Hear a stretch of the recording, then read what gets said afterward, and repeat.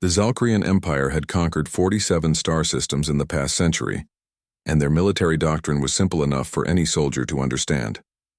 They would identify weak species across the galaxy, overwhelm them with superior firepower, and assimilate their resources into the growing empire.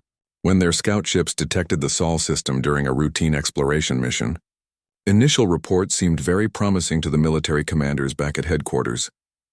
Commander Vrektal reviewed the data with deep satisfaction as he sat in his command chamber. The dominant species called themselves humans, and by all galactic standards, they appeared laughably fragile compared to other species the Empire had encountered. No natural armor covered their soft skin. No venomous capabilities existed in their biology. No enhanced strength showed in their muscle structure. Their bone density was average at best. Their reaction times were unremarkable in testing simulations, and their physical durability was concerning to any military analyst. The scouts had captured several visual recordings of these creatures, and Vrektal studied them with growing confidence. They were small, weak, and seemed to spend most of their time on trivial pursuits. Vrektal announced to his war council during the strategic planning session that these creatures were soft beyond belief. He pulled up the biological scans on the main display screen and pointed to various weaknesses. Their young were completely helpless for years after birth, requiring constant care from adults. They required regular sleep cycles that lasted for hours, leaving them vulnerable. They even kept smaller animals as companions rather than as livestock or guards. The intelligence reports showed humans engaging in recreational activities, creating art, and spending enormous resources on entertainment instead of military preparation. They had laws protecting their weak and elderly members instead of culling them for efficiency. To the Zalcrians, who practiced survival of the fittest as both a religious doctrine and a way of life, this was incomprehensible weakness that bordered on stupidity. The War Council agreed unanimously that this would be an easy conquest, and the resources of the Sol system would greatly benefit the Empire. They planned to send a standard occupation force of 200 warships, which was more than sufficient for most primitive species. Vrektal was given command of the operation, and he accepted with pride, knowing this would be a quick victory to add to his record. Meanwhile, on the other side of the galaxy, Lieutenant Jake Morrison sat in the communications center of the Terran Defense Station Aegis, monitoring routine traffic as he did every day during his shift. He was young for his position, barely 26 years old, with an easygoing demeanor that made him popular among the crew. His shift had been quiet and boring until the sensors detected something very unusual at the edge of the solar system. Jake leaned forward in his chair, his casual attitude shifting to immediate alertness as the readings came through. Jake called out to Captain Richard Lewis and told him they had multiple ships dropping out of faster-than-light travel at the edge of the system. His voice carried across the command center, and several other officers turned to look. Captain Richard Lewis moved quickly to the main display screen and studied the sensor readings carefully. He was a veteran of the colonial wars, a conflict most humans considered ancient history, but which had taught harsh lessons about preparedness and vigilance. The wars had been fought between human colonies decades ago and had resulted in strict military protocols that many younger officers found excessive. Lewis studied the ship formations with narrowed eyes and a growing sense of concern. Lewis asked Jake about the configuration of the unknown vessels and waited for the detailed analysis. Jake replied that the formations were definitely military in nature and not civilian or commercial. The ships had their weapon systems active, and their shields were raised to combat strength. He added that the vessels were not responding to any communication hails on standard frequencies. The Zalcrian fleet consisted of 200 warships, and each vessel was 3 times the size of Earth's largest military ships. To Vrektal, this was a standard occupation force that represented a moderate commitment of resources. He expected minimal resistance and a quick surrender once the primitive species saw the overwhelming force arrayed against them. What the Zalcrians did not know and could not have known from their distant observations was that humans had a saying passed down through generations. The saying was simple but profound: hope for the best but prepare for the worst. This philosophy had guided human military planning for centuries. Humanity had been preparing for potential alien contact for a very long time. After achieving faster-than-light travel, Human governments had agreed that first contact might not be peaceful. They had studied their own history and saw countless examples of what happened when technologically advanced civilizations met less advanced ones. The results were rarely good for the less advanced side. Humanity had decided they would never be the less advanced side again. Every human colony had hidden defense systems built into its infrastructure. Mining operations concealed military-grade weapons. Civilian vessels carried concealed armaments. Scientific stations doubled as sensor networks. The entire human sphere of influence was designed to look peaceful, while being ready for war at a moment's notice. This preparation was not born from aggression, but from painful lessons learned during Earth's own violent history. Lewis watched the unknown fleet organize itself into attack formations and felt his combat instincts awakening after years of relative peace. He ordered Jake to send encrypted messages to Terran Command on Earth and to all colonial defense stations throughout the system. He used old military codes that had not been needed in decades but had been maintained just in case. The message was simple and direct. Unknown hostile fleet detected. All stations move to combat readiness, await further orders. Across human space, officers and soldiers who had trained for years without seeing real combat suddenly found their training becoming very real. On Mars, defense coordinators began running final checks on weapon systems. On Europa, colony administrators started evacuation procedures for civilian areas. On Titan Station, engineers activated systems that had been disguised as industrial equipment for years. Every human installation began the careful process of transforming from peaceful settlement to military fortress. The Zalcrians observed all this activity and interpreted it as confusion and panic. They saw the humans moving around frantically and assumed it was fear. They did not recognize organized military mobilization when they saw it because they had never encountered a species that hid its military strength so effectively. Fractal smiled in his command chamber and prepared to send the surrender demand. This would be over quickly and he would return home a hero. He had no idea that he had just made the worst mistake of his military career. He had not invaded a primitive species. He had invaded a species that had spent thousands of years perfecting the art of warfare and had been waiting for this moment with grim determination. The Zalcrian ultimatum was broadcast across all frequencies throughout the Sol system, and their translation matrix rendered Fractal's words into English with mechanical precision. The message was clear and direct, leaving no room for misunderstanding or negotiation. Primitive species of the planet called Earth, you are hereby claimed by the Zalcrian Empire and all your resources now belong to us. Surrender your military assets immediately and submit to Imperial authority without resistance. You have 12 of your planetary rotations to comply with this order. Any resistance will be met with total annihilation of your species and complete destruction of your worlds. The message played on repeat for hours, broadcasting to every human settlement from Earth to the outer colonies. In homes and offices across human space, people stopped what they were doing and listened to the ultimatum with a mixture of shock and anger. Children asked their parents what was happening, and adults struggled to explain that aliens had come to Earth, but not in peace.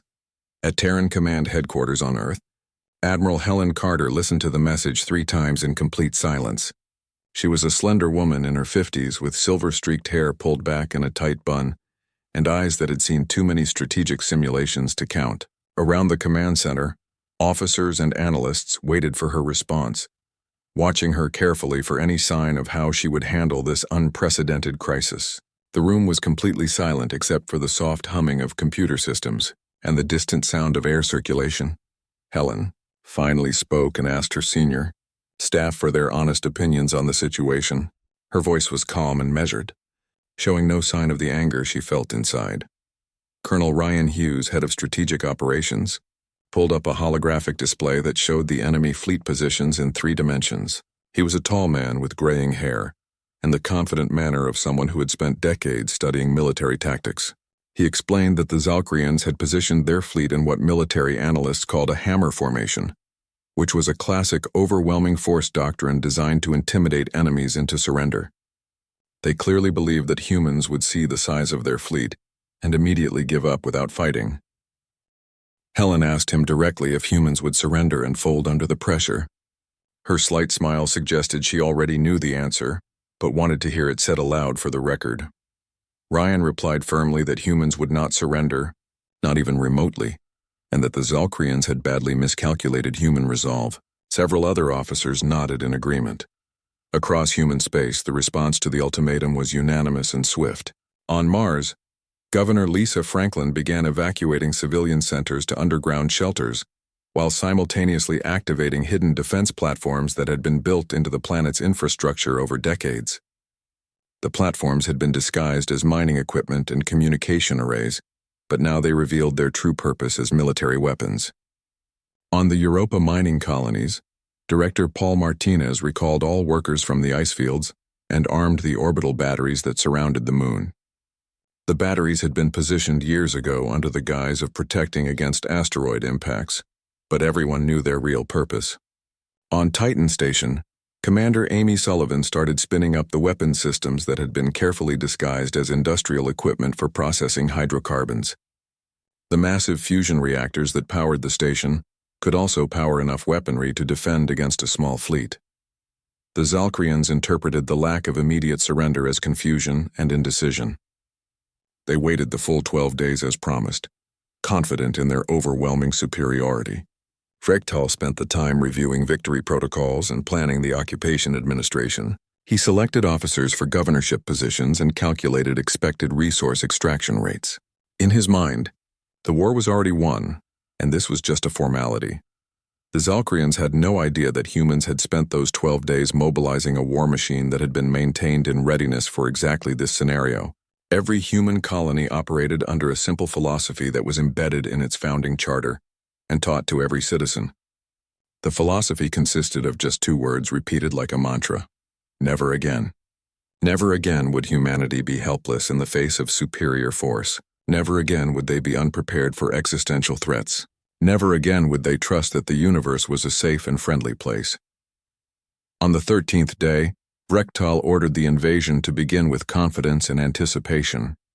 He wanted to make an example of the human homeworld and selected Earth's moon as the first target because it showed significant infrastructure in orbital scans. The first Zalcrian assault force consisted of 50 warships, moving in tight formation toward the lunar surface. They expected token resistance from primitive kinetic weapons and maybe some outdated missile systems. Their shields were configured to deflect energy weapons, and their armor could withstand significant plasma damage.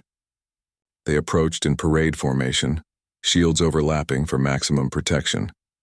Instead of primitive resistance, they encountered Commander Kyle Bennett and the Lunar Defense Fleet waiting for them in prepared positions. Kyle was a quiet man in his early 40s, a former mining engineer who had joined the military after his wife passed away from cancer. He had requested assignment to the Lunar Fleet specifically because he had helped build many of the hidden fortifications during his years as an engineer. He commanded 12 frigates, ships the Zalcrians would consider laughably small and outmatched. His ships were each only 1/10 the size of a Zalcrian warship. But Kyle had something the Zalcrians did not understand. 300 years of human military evolution, born from endless conflict with themselves. Kyle gave the order calmly to all ships to execute tactical pattern Delta 7. His voice showed no emotion, just professional focus. The human frigates scattered in multiple directions in what appeared to be panic and disorganized retreat. The Zalcrians accelerated eagerly, expecting an easy pursuit and quick destruction of the fleeing vessels. Their weapon systems locked onto targets and prepared to fire. Then the lunar surface itself erupted with devastating weapons fire from hundreds of concealed positions, railgun emplacements that had been hidden under decades of mining equipment, and false structures opened fire simultaneously. Tungsten slugs moving at a significant fraction of light speed tore through Zalcrian shields like they were paper. The aliens had energy shielding technology that was optimized against plasma weapons and laser weapons, which were standard in most galactic conflicts. But they had never encountered kinetic impactors moving at such extreme velocities. Their shields were designed to disperse energy, not stop physical projectiles with enormous momentum.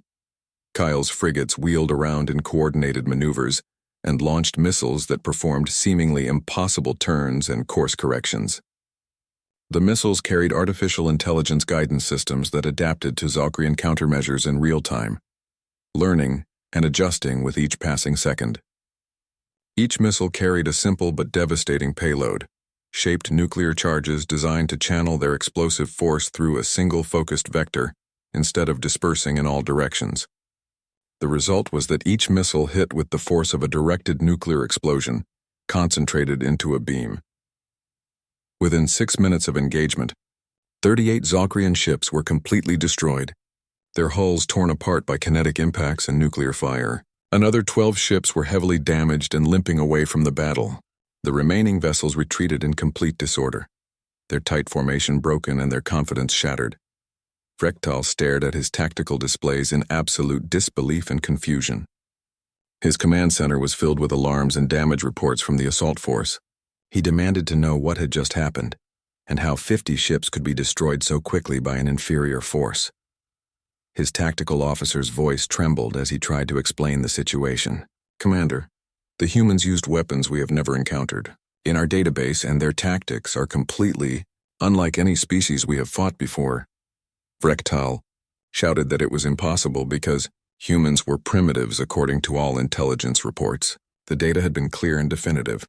The tactical officer gathered courage and replied that their intelligence had been catastrophically and completely wrong about human capabilities. The Zalcrian Empire had made a critical error in judgment that would cost them dearly in the weeks ahead.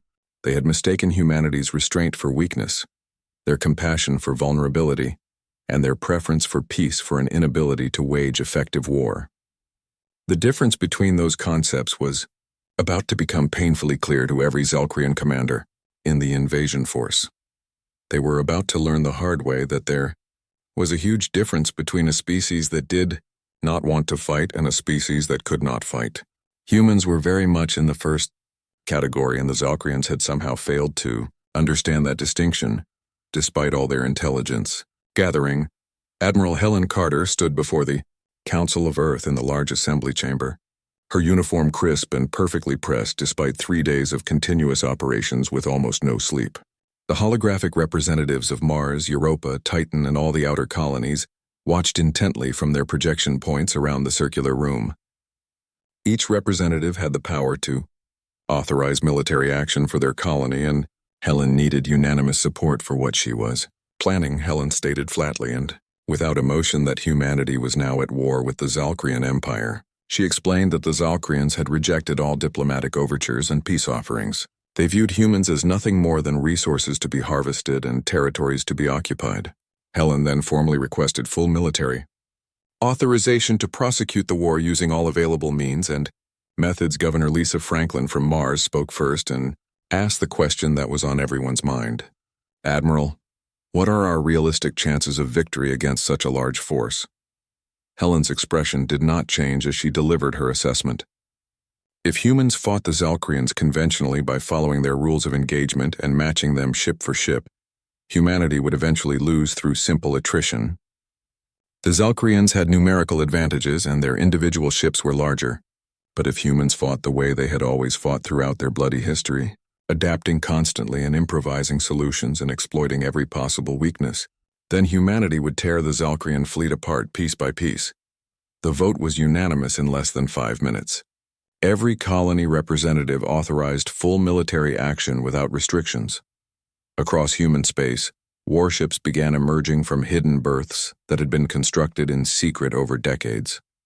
Vessels that had been officially listed as civilian cargo haulers suddenly revealed military-grade weapon systems built into their hulls.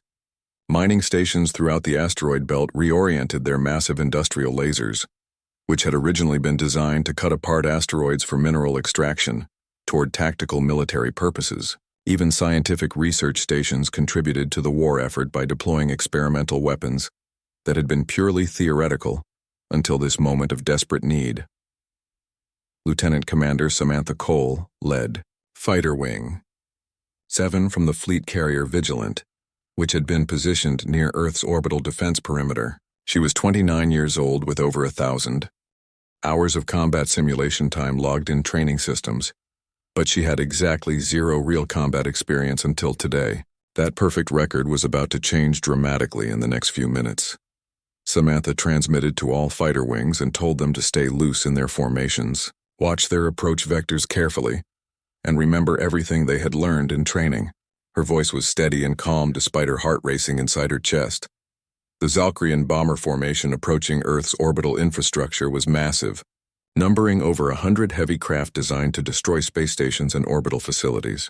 They flew in tight and precise parade ground formations with their shields overlapping for maximum protection. Each bomber carried enough ordnance to devastate a small city, and they were heading directly toward civilian habitats that housed millions of people.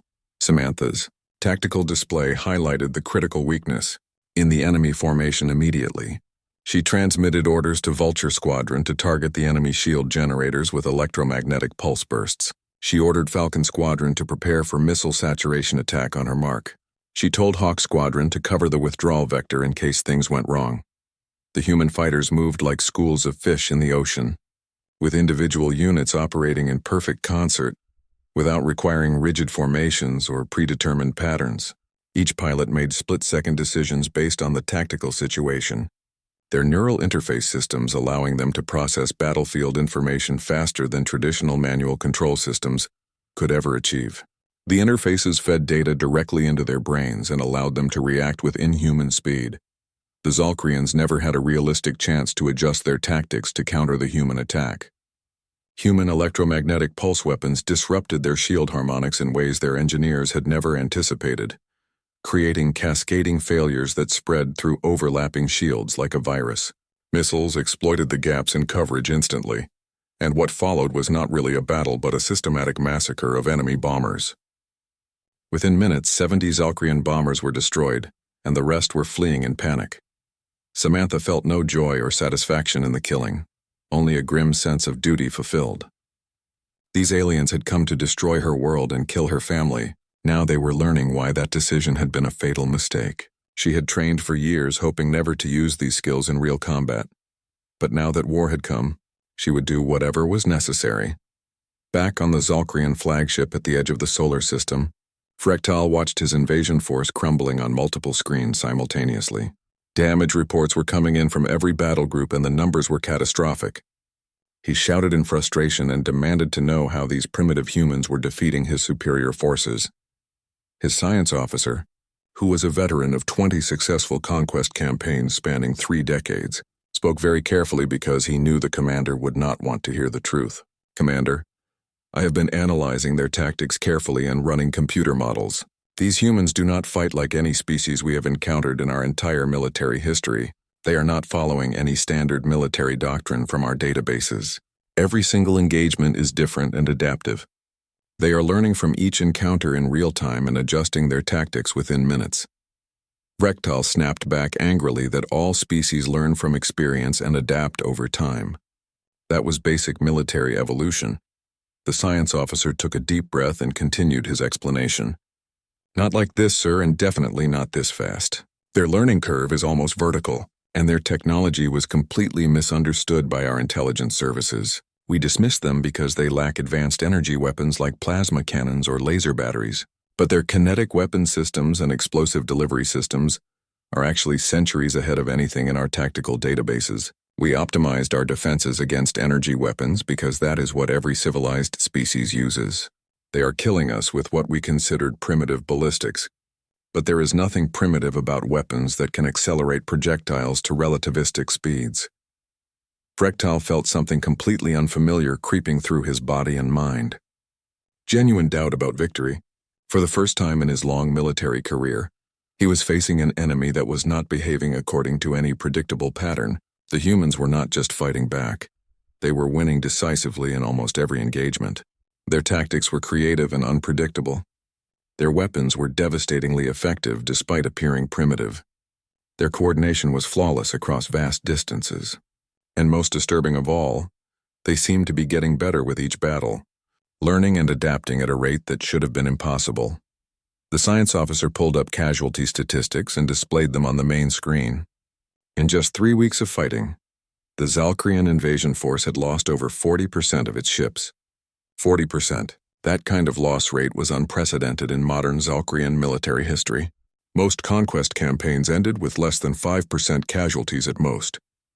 Frektal stared at the numbers and felt the weight of his failure settling on his shoulders. He had assured the Empire that this would be a quick and easy victory. He had dismissed the humans as weak and helpless. He had led 200 ships into what he thought would be a simple occupation. Now he was watching his fleet being systematically destroyed by an enemy he had completely underestimated. The worst part was knowing that he had no one to blame but himself and his own arrogance. 3 weeks into the war, the strategic situation had shifted dramatically in ways that stunned military observers throughout the galaxy.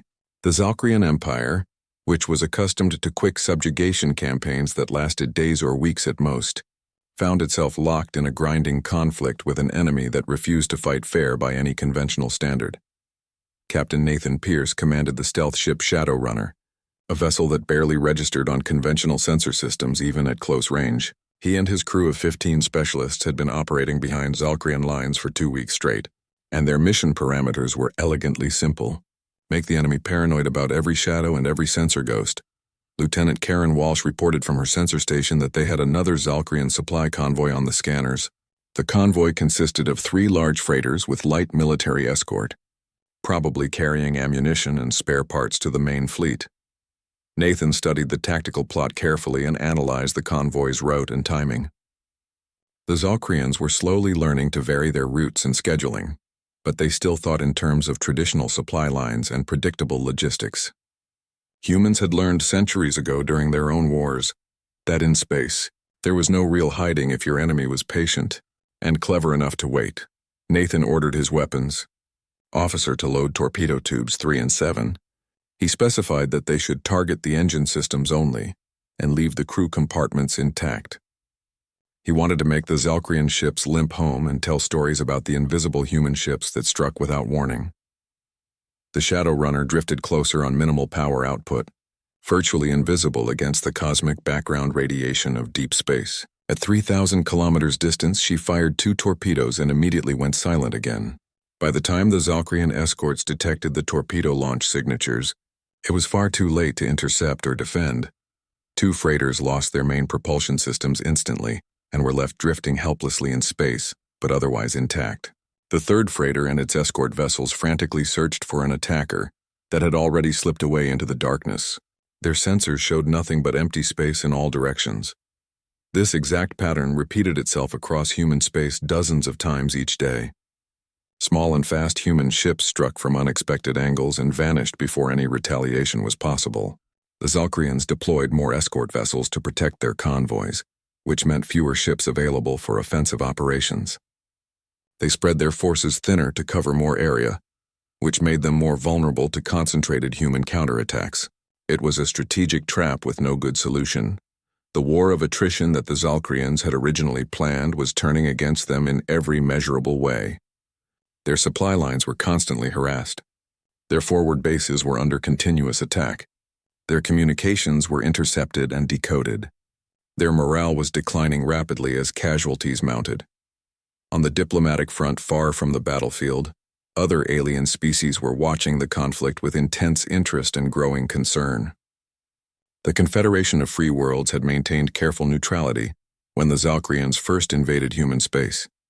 Now Ambassador Daniel Brooks sat across from their High Council in the Grand Assembly Chamber on their neutral space station.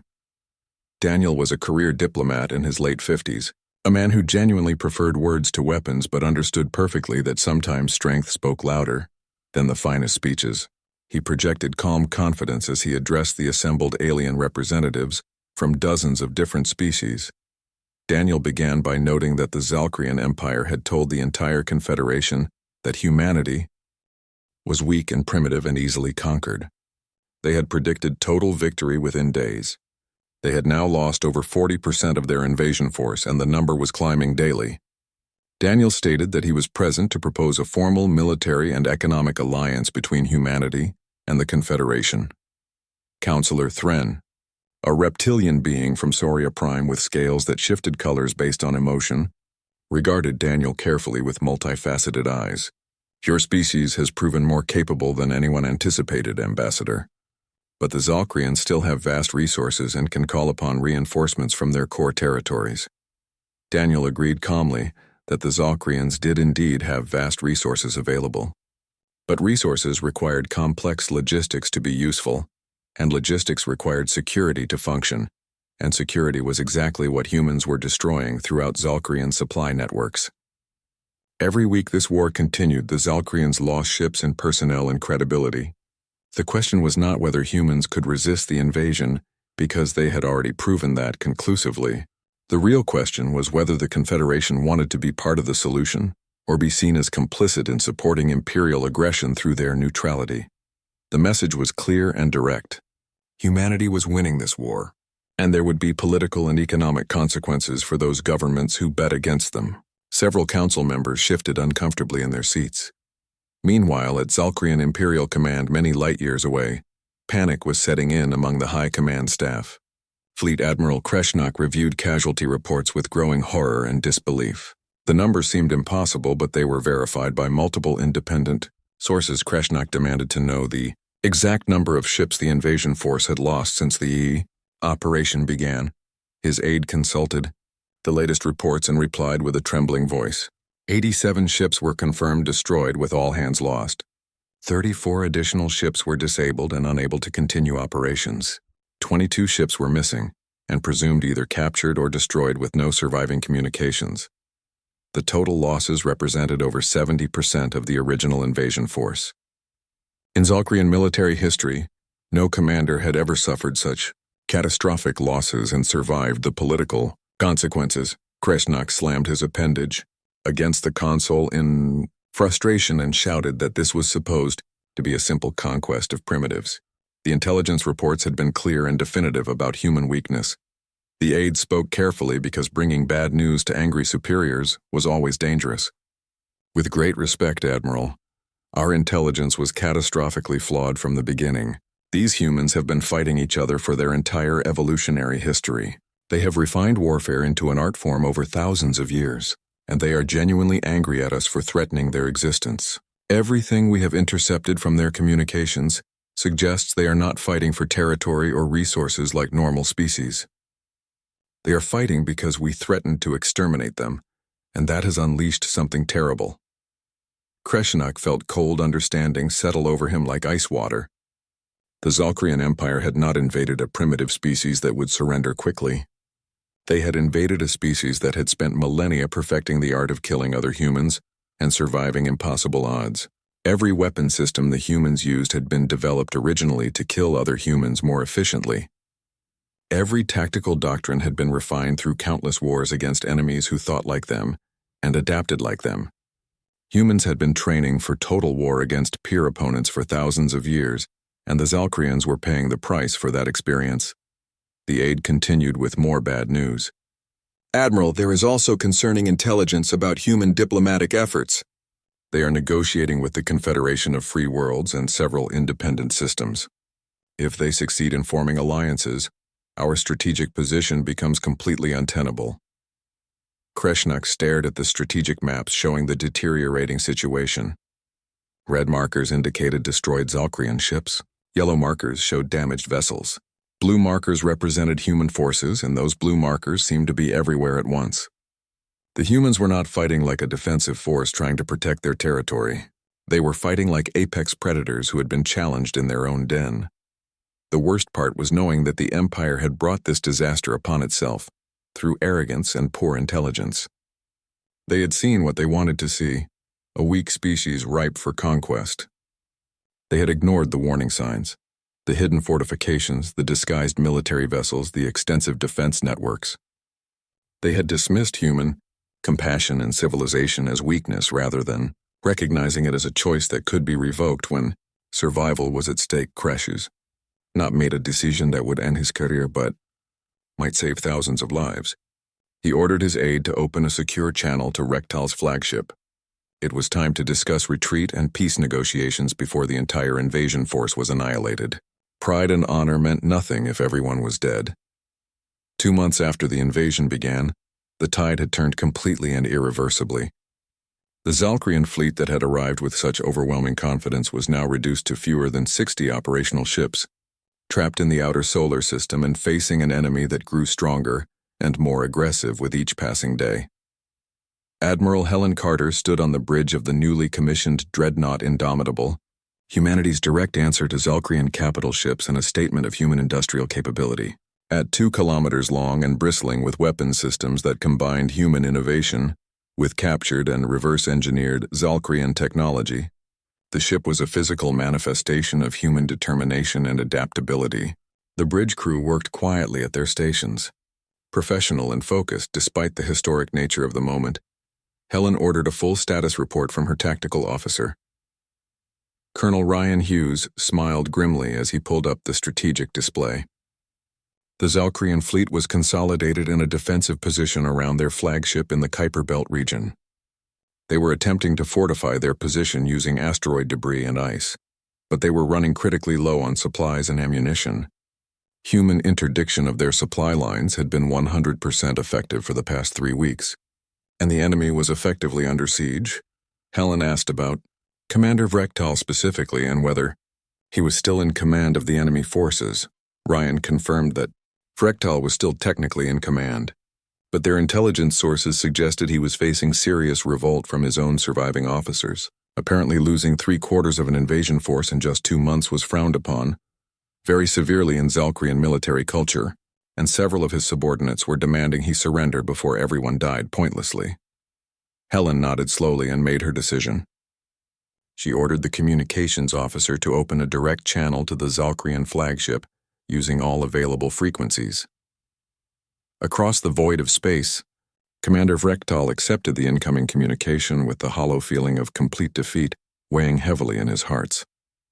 The human female who appeared on his screen looked unremarkable by most galactic species standards, but he had learned through bitter experience that appearances meant absolutely nothing with these deceptive creatures. Admiral Helen Carter of the Terran Defense Forces introduced herself formally, and then presented Vrektal with 2 clear options. Option 1 was immediate and unconditional surrender of all remaining forces. His crews would be repatriated to Zalcrian space completely unharmed, and human diplomats would negotiate reparations and binding non-aggression treaties with the Zalcrian Empire. Option 2 was that human forces would systematically destroy every single remaining Zalcrian ship, and Vrektal would have to explain to his empire how he managed to lose an entire invasion fleet to a species his intelligence reports had called primitive and helpless. Vrektal's pride warred briefly with his survival instinct and his responsibility to his remaining crews. He asked hesitantly whether humans would truly show mercy after what the Zalcrians had attempted to do.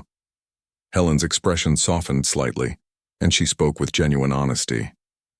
Commander, humans have been fighting wars among themselves for thousands of years.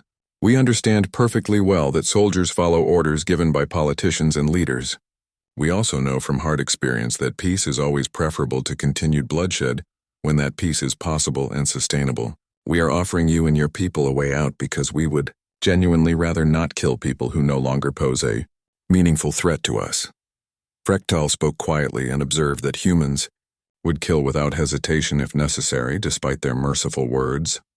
Helen confirmed this without any shame or hesitation. Without the slightest hesitation, Commander. Make no mistake about our capabilities or our resolve. We are absolutely capable of extreme and overwhelming violence when we or our families are directly threatened. We just prefer not to resort to that violence when other options exist. That preference is not weakness or inability. It is a conscious choice made by a civilization that understands the true cost of war. 6 hours later, after consultations with his surviving officers, the Zalcrian fleet formally surrendered to human forces. Ships powered down their weapons, lowered their shields, and transmitted surrender codes. Human Marines boarded each vessel carefully to ensure compliance and provide humanitarian assistance to wounded enemy personnel. The formal treaty negotiations took place on neutral ground at the Confederation of Free Worlds headquarters station, a massive structure that housed diplomatic missions from hundreds of species. Ambassador Daniel Brooks led the human delegation with Lieutenant Colonel Samantha Cole and Captain Nathan Pierce present as military advisors and living proof of human combat. Effectiveness, the Zalcrian representative was diplomatic caste leader Shenval, a very different type of Zalcrian from the warriors who had invaded human space. She was from the intellectual and diplomatic caste rather than the military caste. She studied the humans with intelligent and assessing eyes that missed nothing. Shenval admitted frankly that the human species had surprised the entire galaxy with their capabilities. The Zalcrians had assumed that human lack of natural weapons and armor indicated fundamental weakness and inability to defend themselves effectively. Daniel smiled slightly and acknowledged that it was an understandable mistake based on surface observations. Humans were not physically impressive by most galactic standards when compared to other species. They were relatively slow, physically weak, and biologically fragile compared to many other intelligent species in the known galaxy. But humans were also remarkably adaptable, highly innovative, and stubbornly persistent in the face of obstacles. Human ancestors had survived ice ages, predators, diseases, and most dangerously of all, they had survived each other. Humans learned to use tools not just to survive harsh environments, but to dominate and reshape those environments completely. Shenval observed that humans seemed to be warriors, disguised as civilians based on their military performance. Samantha interjected firmly to correct that misunderstanding. No, that was backwards. Humans were civilians who became warriors when circumstances made it necessary. There was a profound difference between those two concepts. Most humans would genuinely prefer to never fire a weapon in anger during their entire lives. But if anyone threatened their homes, their families, their freedom, or their right to exist, then humans would burn down entire star systems to protect what they loved. The treaty that emerged from weeks of negotiation was comprehensive and detailed. The Zalcrian Empire would pay substantial reparations to rebuild damaged human facilities and compensate families who had lost loved ones. They would establish formal diplomatic relations with humanity and recognize human sovereignty over all of Sol system. Most importantly for galactic peace, they would disseminate accurate information throughout the galaxy about humanity's true nature and capabilities. Other species needed to understand a simple truth. Humans were not prey animals to be hunted or conquered. They were something far more dangerous. 3 months after the war officially ended, Captain Nathan Pierce sat in a bar on Mars with Samantha Cole and several other veterans. They were celebrating the news that the Confederation of Free Worlds had formally invited humanity to join as full members with voting rights and security. Guarantees, Samantha mused thoughtfully while sipping her drink, that humanity had gone from unknown primitives to major galactic players in less than a year. Nathan nodded in agreement and observed that the Zalcrians had actually done humanity a significant favor in a twisted and ironic way. They had forced humans to prove their ability to defend themselves against superior numbers. Now the entire galaxy knew exactly what happened when you threatened Earth and human colonies. Across the galaxy, the lesson was being learned in military academies and strategic planning centers. The footage of human weapons, tactics, and combat ferocity circulated widely through military channels. Analysts studied every battle, trying to understand how humans achieved such disproportionate success. The consensus was disturbing. Humans were natural-born survivors who had evolved on a death world and spent their entire history preparing for war. A new phrase entered galactic common language and was repeated in many different alien tongues. Never start a fight with humans because they are cute until they are not. On Earth, children returned to schools and resumed normal education. Farmers tended their crops and brought in harvests. Scientists pursued peaceful research into medicine and technology. Artists created beautiful works of music and visual art. Humanity went back to being what it genuinely preferred to be, a species focused on growth, exploration, discovery, and creation rather than destruction. But now the military installations remained active and fully staffed. The weapons stayed maintained and ready for immediate use. The hidden fortifications stayed hidden but operational. And every human understood the simple truth that had saved their species. Peace is a choice that civilized beings make, but war is a skill that survivors master. Admiral Helen Carter said it best during her retirement speech that was broadcast across human space. We do not want to be warriors. We want to explore the universe, create beauty, and build a better future. But if you force us to fight, you will discover that a species that survived everything Earth could throw at it for millions of years, and then spent thousands of years perfecting warfare against itself, is not an easy target for conquest. We are not cute prey animals. We are apex predators who learned to be civilized. Never confuse our civilization with weakness or our compassion with inability. The galaxy listened carefully to those words and learned the lesson well. No one made the mistake of invading Terran territory ever again.